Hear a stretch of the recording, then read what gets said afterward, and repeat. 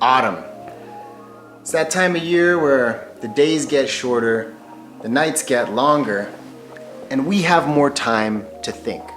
Introspection about where we are in life and where we would like to be, our shortcomings, and how we can improve upon them.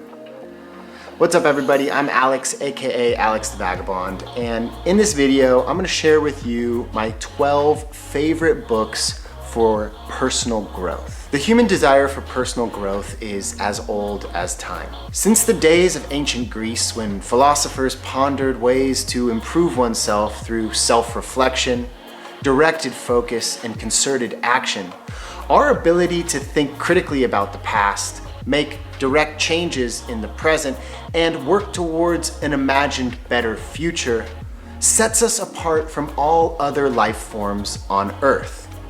One might say it's even the defining characteristic of being human. So why do so many of us struggle to make meaningful changes in our lives? It's all too easy to identify our own shortcomings.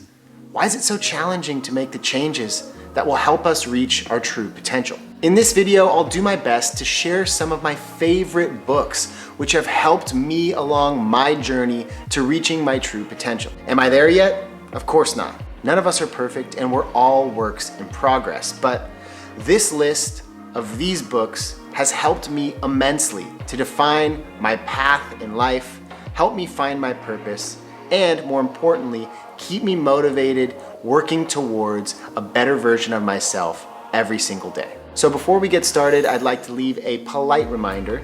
If you enjoy this video, please give it a thumbs up. Leave a comment in the comment section with your thoughts and any other book recommendations you may have. And if you're not already subscribed to my YouTube channel, please do me a favor, click that subscribe button, turn on notifications so you don't miss any upcoming videos, and get comfy because we are going to be talking about some truly inspiring books. Without further ado, these are the 12 best self-help books for personal growth.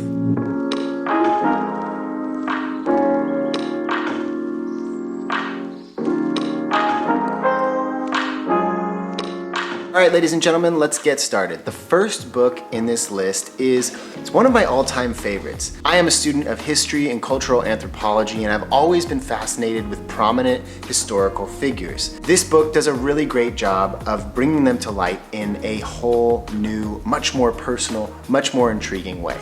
The Obstacle is the Way by Ryan Holiday. This book is an amazing collection of stories of historical figures who we all know, but bringing to light their inner struggles, the difficult moments in their lives, and how they overcame those challenges to go on and reach their true potential, achieve their dreams, and leave their mark on history. Each chapter focuses on a different message with a different historical character, and at the end of each chapter, we're left with some practical tips on how we can implement these lessons in our own lives. Ryan Holiday is one of my favorite modern authors. Ryan considers himself a modern-day Stoic. Stoicism is an ancient Greek philosophy developed by Zeno of Citium around the year 300 BC. It was made popular by other philosophers like Seneca, Epictetus, and the Roman Emperor Marcus Aurelius. Essentially, the guiding principles of Stoicism is developing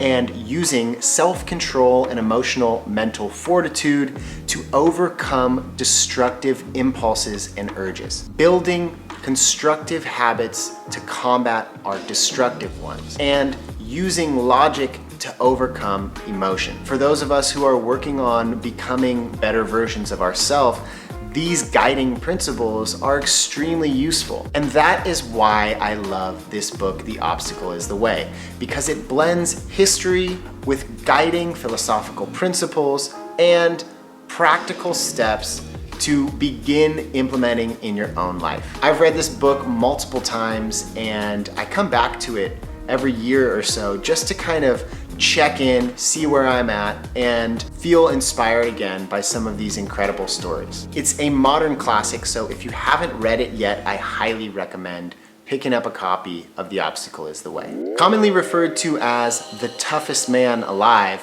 Navy SEAL Chief David Goggins' story is riveting, it's heart-wrenching, but most importantly, it's inspiring as hell. David Goggins is a former Navy SEAL turned ultra endurance athlete and wildland firefighter. But this book documents his journey before he was any of those things. This story is the definition of true grit. This self-published bestseller details his incredible life journey, beginning with being born into an abusive, toxic family, nearly dropping out of high school, going from a young athlete with tons of potential to a 300+ pound depressed cockroach exterminator. David Goggins realized his life needed a reboot and he needed to make some drastic changes. That's when he had an epiphany after seeing a commercial for the Navy SEALs. He challenged himself to join one of the world's most elite special forces unit, and he gave himself 3 months to do it. Goggins' style of writing is straight to the point. This is a man who just won't take no for an answer. This book is a page turner that will leave you wondering what you're capable of. His displays of willpower and determination really inspire, and they will leave a fire burning deep inside of you, pushing yourself to accomplish things that you never thought were possible. His mental fortitude is unrivaled, and his determination to push his limits to become the best version of himself will have you ready to hit the gym, run a marathon, and crush any limits that you have put on yourself. So if you haven't read Cant Hurt Me by David Goggins, I highly recommend you pick up a copy. I just finished reading this book, The Happiness of Pursuit. This is a book that my fiance Carrie brought with her when we moved in together over 2 years ago, and it sat on the bookshelf for quite a while. But 6 months into this pandemic, I saw the book sitting there and I picked it up and decided to learn a bit more about the life-changing powers of a quest. Now, who doesn't love a quest? I've always been a big believer in the power of a quest to transform ourselves. It gives us an opportunity to reimagine our lives and to take our lives in a different direction if need be. One of the quests that is spoken of quite extensively in this book is the Camino de Santiago. And when I lived in Spain back in 2011 in Galicia, I actually walked the Camino de Santiago myself. If you don't know what the Camino is, it's essentially a medieval Catholic pilgrimage route. Essentially a series of trails that cross through most of Western Europe and connect with each other in the holy city of Santiago de Compostela in Galicia. When I walked the Camino, it was 500 miles over 1 month, and that opportunity, that quest, gave me the time that I needed at that period in my life to really define what I wanted to do with my life, where I wanted to go, what I wanted to do next, and the path that I wanted to follow. And I think that's really the takeaway of this book. A good quest can give our lives meaning in a way that we wouldn't have if we didn't decide to undertake it. The author, Chris Guillebeau, je suis désolé, mon français ce n'est pas très bien. He shares his experiences from his quest of visiting every single country in the world before the age of 35, as well as a series of really fascinating interviews with a diverse group of different questers from around the world. So this book is gonna get you inspired to set off on a quest of your own, whether that's mental, physical, whether that happens at home or abroad. This book is just a really good spark to get those creative juices flowing and to get you thinking about what your life goal is and what quest you can take to further yourself along that path.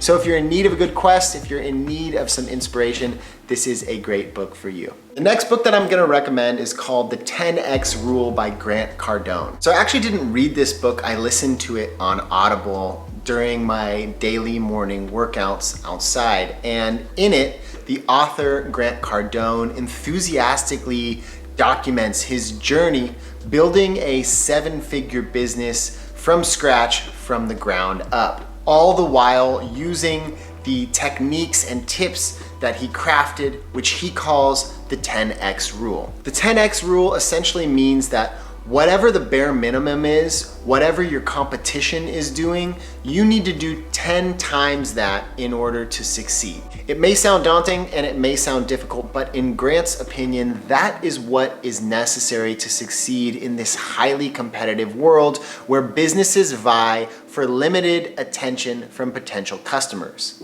I found this book particularly inspiring for people who are starting businesses or maybe struggling to scale a business that they've already started. It's especially relevant for entrepreneurs, content creators, or other digital business owners. But it's equally applicable to your traditional brick and mortar business owner. But that being said, you don't have to own your own business to get valuable information from this book. Some of his lessons are as follows. Number 1, have a can-do attitude. This is incredibly important if you are going to succeed, because if you don't believe in yourself, then you're never gonna get off of the ground. Number 2, believe that I will figure it out. Dive in and figure things out along the way. Don't stop. Start now and figure it out when the problems come to you. Number 3, focus on opportunity. Don't focus on the things that are potentially holding you back or the challenges that you'll need to overcome. Focus on the opportunities that each problem presents. Number 4, love challenges. Don't hate them, love them. Each challenge is an opportunity. Number 5, seek problems to solve. If you're thinking about starting your own business, stop for a second and ask yourself, what's a problem that exists in the world and how can I create something to fix that problem? If you can find out what that is, you have yourself a great business. And number 6, persist until successful. There are many more lessons in his book, but I particularly love the persist until successful. I think that unfortunately in this modern world, many of us forget that sometimes in life you have to work really, really hard and you have to keep working at things. Good things don't just fall into your lap all of the time. It requires you to persist. It requires you to continue in the face of overwhelming odds. You have to keep working at stuff in order for there to be a big payoff.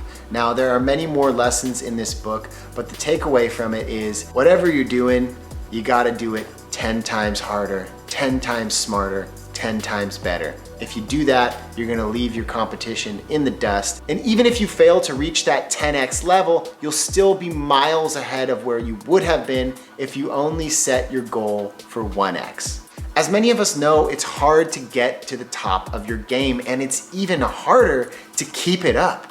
So how do the world's leading athletes, thought leaders, and CEOs maintain such a high level of performance for so long throughout their careers? Well, that's where this book, Peak Performance, comes in to help. In this fascinating book, authors Brad Stulberg, a human performance obsessed journalist, and Steve Magness, a human performance scientist and Olympic athlete coach, combine forces to shed light on the training regimes and habits of some of the world's top athletes, CEOs, record breakers, and performers. But what's the one thing they all share in common? A multi-tiered routine tailored to periods of intense learning and training, followed by periods of intense rest and recuperation. This book will help you elevate your game, whatever your game may be, and it will help you avoid burnout using the new science of success. The key word here, science. This book is very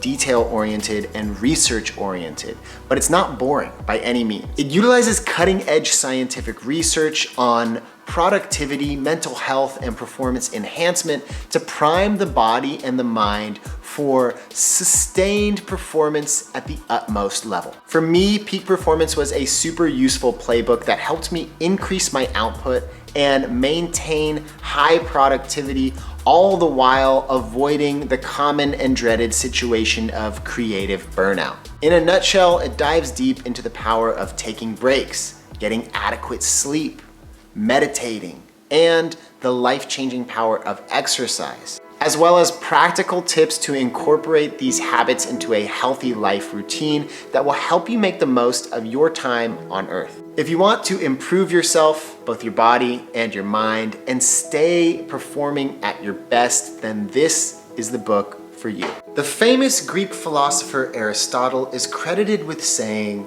"We are what we repeatedly do. Excellence is not an act, but a habit." Interesting thought, right? I mean, isn't life made up of a series of repeated actions? Those actions becoming routines, those routines becoming habits? Our daily routines can make us or break us, and that is where the power of habit comes in. Like Jim Rohn once said, "Motivation is what gets you started, but habit is what keeps you going."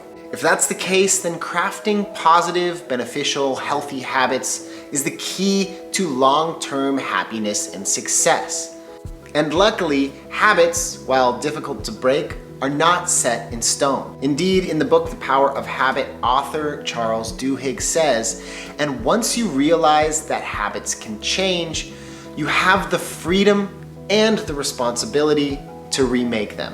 This fascinating book dives deep into the enthralling narratives of diverse figures whose focused use of crafted habits help them find success in their respective fields and outperform many of their peers. From the boardrooms of some of the world's largest corporations to the locker rooms of championship NFL teams and everywhere in between. Power of Habit shows that changing just one bad habit in your life has a ripple effect that spreads to all different areas of your life. If you're struggling with destructive habits in your life, this book is a step-by-step manual that will help you identify those habits and replace bad habits with healthy ones through self-accountability and responsibility. If you're the type of person who has tried and repeatedly failed at getting your shit together, then perhaps you need a dose of Navy Lieutenant Commander Jocko Willink's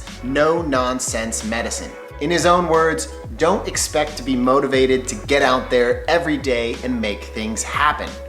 Don't count on motivation, count on discipline. Honestly, for those of you who struggle with getting started or with following through, then this is the book for you.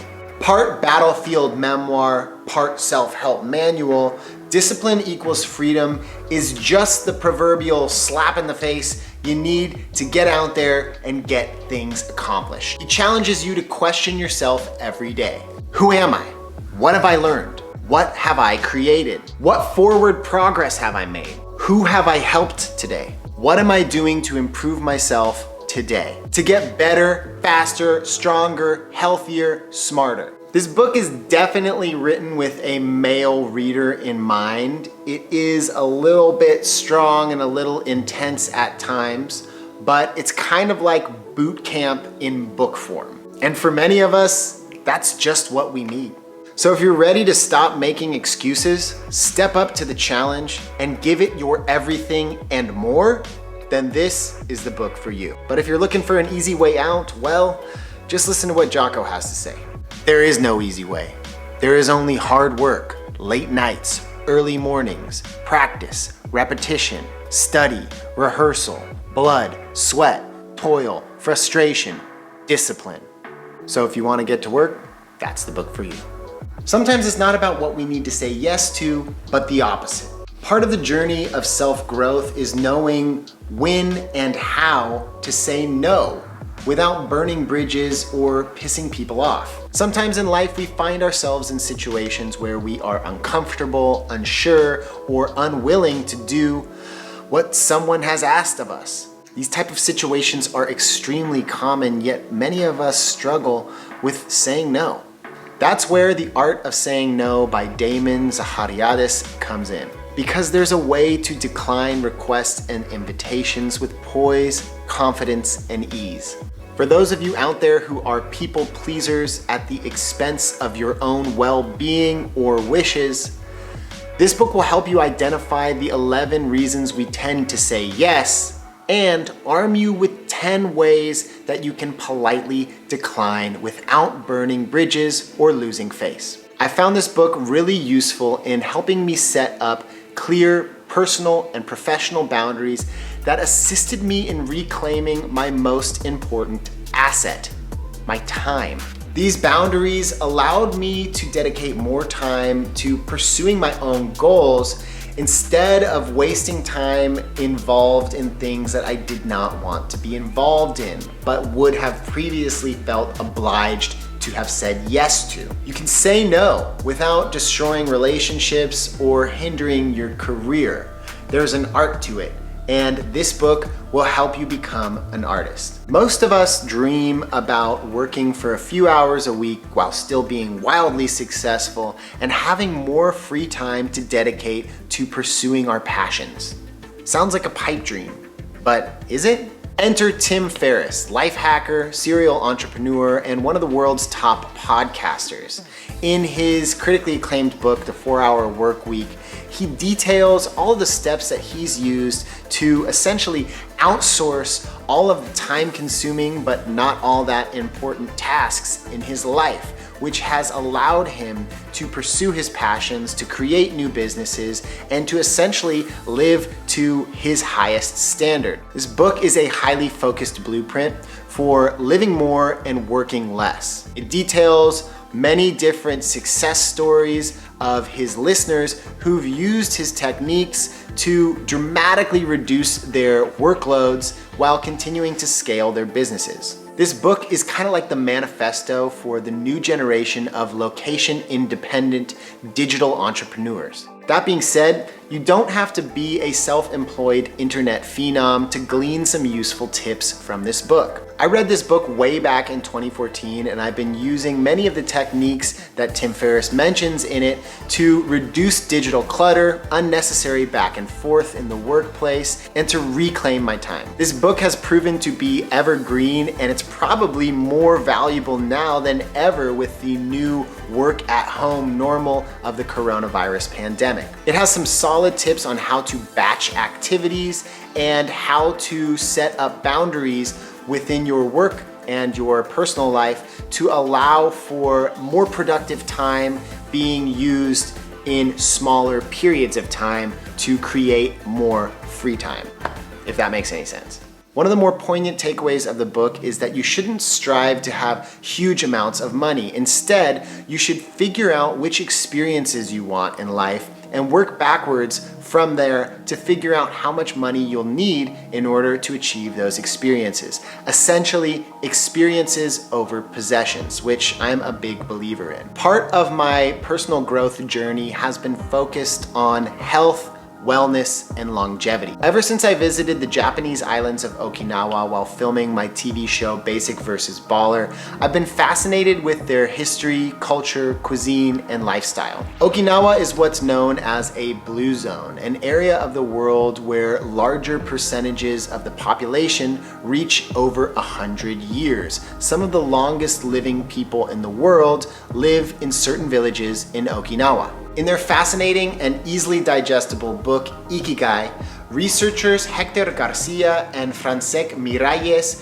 travel to Okinawa and speak to the oldest living people there, many of whom are well over 100 years, in an attempt to find out what makes them live such long, fulfilling lives. You may be asking yourself what Ikigai means.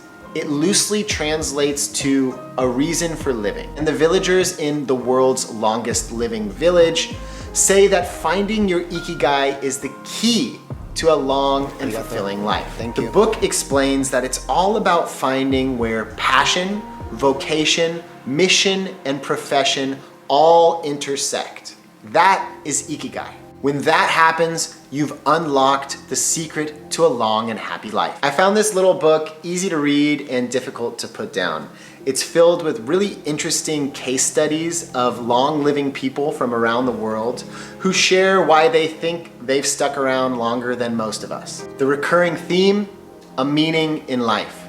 They didn't create meaning for their lives, they discovered it. So if you want to celebrate your 100th birthday someday in the future, then you have to find out what your Ikigai is. And this little book will help you do just that. We live in a time plagued by rampant ego, the force that can create living legends and destroy them just as quickly. In this age of social media, TikTok, self-glorification, and the pursuit of fame, Ryan Holiday's book, Ego is the Enemy, is a soothing tonic of timeless wisdom that our society so desperately needs. I'll let Ryan's prologue speak for itself. While the history books are filled with tales of obsessive visionary geniuses who remade the world in their images with sheer, almost irrational force, I've found that history is also made by individuals who fought their ego at every turn, who eschewed the spotlight, and who put their higher goals above their desires for recognition. This book expertly profiles prominent historical figures and the many twists and turns in their life where they passed on the big promotion or they passed up opportunities for glorification and fame in order to focus on the craft for the betterment of society. This book does a great job of shedding light on the uncomfortable truths that we've grown accustomed to about our modern society. No matter who you are, no matter how humble you are, your ego is the enemy, as is mine. And this book will show you how to combat it. It will also give you ability and insight to make the positive changes in your life to become a better version of yourself, for the people you love in your life, and for the world as a whole. I would suggest getting both of Ryan Holiday's books, The Obstacle is the Way and The Ego is the Enemy, and reading them in that order. Have you ever stopped to think just how incredible human history is?